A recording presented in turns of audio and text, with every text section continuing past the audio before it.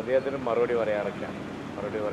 ഞങ്ങളെന്നല്ല, ആരും മറുപടി പറയേണ്ട ആവശ്യമില്ലാത്ത പ്രതികരണങ്ങളൊക്കെയാണ്. സാമൂഹ്യ അന്തരീക്ഷം മലീമസമാക്കുന്ന പ്രസ്താവനകൾ ഏറ്റുപിടിച്ചാൽ കൂടുതൽ മലീമസാവുകയുള്ളൂ. ഇന്നലെ ദുബായിൽ നിന്ന് സാദിഖ് അലി ശിഹാബ് തങ്ങളും പറഞ്ഞത് അതുതന്നെയാണ്. ശ്രീനാരായണ ഗുരുവിൻ്റെ ആശയം പ്രചരിപ്പിക്കുകയൊക്കെ ചെയ്യേണ്ട ഒരു പ്രസ്ഥാനത്തിൻ്റെ വക്താക്കൾ ഇങ്ങനെ സാമൂഹ്യ അന്തരീക്ഷം മലീമസമാക്കുന്ന ഒരുപാട് പ്രസ്താവനകൾ അടിക്കടി വന്നിങ്ങനെ പറഞ്ഞുകൊണ്ടിരിക്കുമ്പോൾ അത് ഏറ്റുപിടിച്ചാൽ അവർക്കാണ് ലാഭം.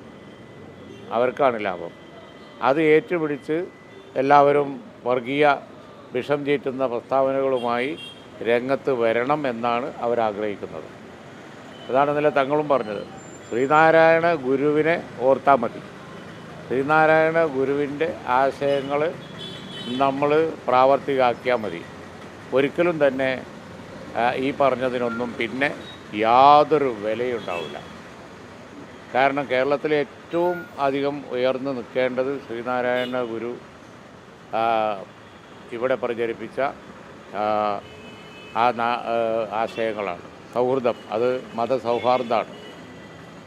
ജാതിയും മതവും അങ്ങനെ ഒന്നുമില്ല, മനുഷ്യനേ ഉള്ളൂ എന്ന തത്വമാണ് അദ്ദേഹം പ്രചരിപ്പിച്ചത്. അതിനെതിരായി ഇങ്ങനെ അടിക്കടി പ്രസ്താവനകൾ വരുമ്പോൾ അതേ മൂർച്ചയോടുകൂടി അങ്ങോട്ട് മറുപടി പറഞ്ഞാൽ സാമൂഹ്യ അന്തരീക്ഷം വല്ലാതെ വഷളാവും, മോശവും. മാത്രമല്ല അതിൻ്റെ ലാഭം ഇത്തരം പ്രസ്താവനകൾ ചെയ്യുന്നവർക്കൊരു ഉദ്ദേശമുണ്ട്.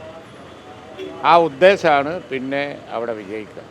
അതുകൊണ്ടാണ് ഇന്നലെ സാദിഖ് അലി തങ്ങൾ ദുബായിൽ വെച്ച് പറഞ്ഞത്, ഇത് ഏറ്റുപിടിക്കാൻ ഞങ്ങളില്ല, നേരെ മറിച്ച് ശ്രീനാരായണ ഗുരുദേവൻ്റെ ആശയങ്ങൾ കൂടുതൽ ഇവിടെ നടപ്പിലാക്കുകയാണ്, ബന്ധപ്പെട്ടവരൊക്കെ അത് ഫോളോ ചെയ്യാണ് വേണ്ടത് എന്നതിന് മറുപടിയായി പറയാൻ കാരണം അതാണ്. അതെന്നെ പറയാനുള്ളത്.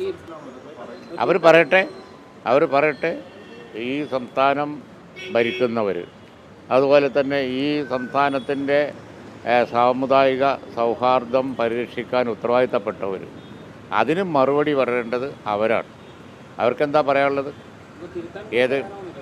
ഏതെങ്കിലും ഒരു സമുദായം അപകടമാണ് എന്നുള്ള നിലയിലൊക്കെ ഒരാൾ പ്രസ്താവന ഇറക്കുമ്പോൾ രാജ്യം ഭരിക്കുന്നവരാണ് ആ കാര്യങ്ങൾ സംബന്ധിച്ച് അഭിപ്രായം പറയേണ്ടതും തിരുത്തേണ്ടതും ഒക്കെ. ഞങ്ങളല്ല. ഞങ്ങൾക്ക് പറയാനുള്ളത് ഞങ്ങൾ പറഞ്ഞു കഴിഞ്ഞു. ഇതേറ്റുപിടിച്ച് അവരെ ലക്ഷ്യം സാധിച്ചു കൊടുക്കാൻ ഞങ്ങളില്ല. പക്ഷേ ഇതിനെക്കുറിച്ച് ചിന്തിക്കേണ്ടത് സംസ്ഥാനം ഭരിക്കുന്നവരാണ്. ഓക്കെ.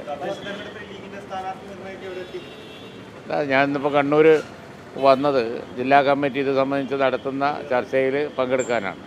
വളരെ സജീവമായിട്ട് പോകുന്നു. UDF വളരെയധികം അനുകൂലമായ അന്തരീക്ഷം ഉണ്ട്. വൈകുന്നേരം നടക്കുന്ന ഒരു ചടങ്ങ്, അതുപോലെ തന്നെ തദ്ദേശ സ്വയംഭരണ സ്ഥാപനങ്ങളിൽ UDF പ്രോഗ്രസ്, ഇതിനൊക്കെ വേണ്ടിയാണ് ഞാനിന്ന് വന്നത്. ഞങ്ങൾ വളരെ സജീവമായി മുന്നോട്ട് പോകും. ഇല്ല, ഒരു മാനദണ്ഡത്തിൽ ഒരു തിരുത്തലും വരുത്തിയിട്ടില്ല. അതില്ല. അത് ഇടക്ക് 3 ടേം മത്സരിക്കുകയും ഇടക്ക് ഒരു ടേം മാറി നിൽക്കുകയും അങ്ങനെ ചെയ്തവർക്ക് അനിവാര്യം എന്ന് അതാത് കമ്മിറ്റി പറഞ്ഞാൽ, ഐക്യകണ്ഠേന അനിവാര്യം എന്ന് പറഞ്ഞാൽ മാത്രമേ എക്സംഷൻ ഉള്ളൂ. അല്ലാത്ത എക്സംഷൻ ജനറലായിട്ട് എല്ലാവരും അക്സെപ്റ്റ് ചെയ്തിട്ടില്ല. അത് പ്രാദേശിക കമ്മിറ്റികൾക്ക്, ജില്ലാ കമ്മിറ്റികൾക്ക് ഒക്കെ അഭിപ്രായം പറയാനുള്ള ഫ്രീഡം ഉണ്ട്.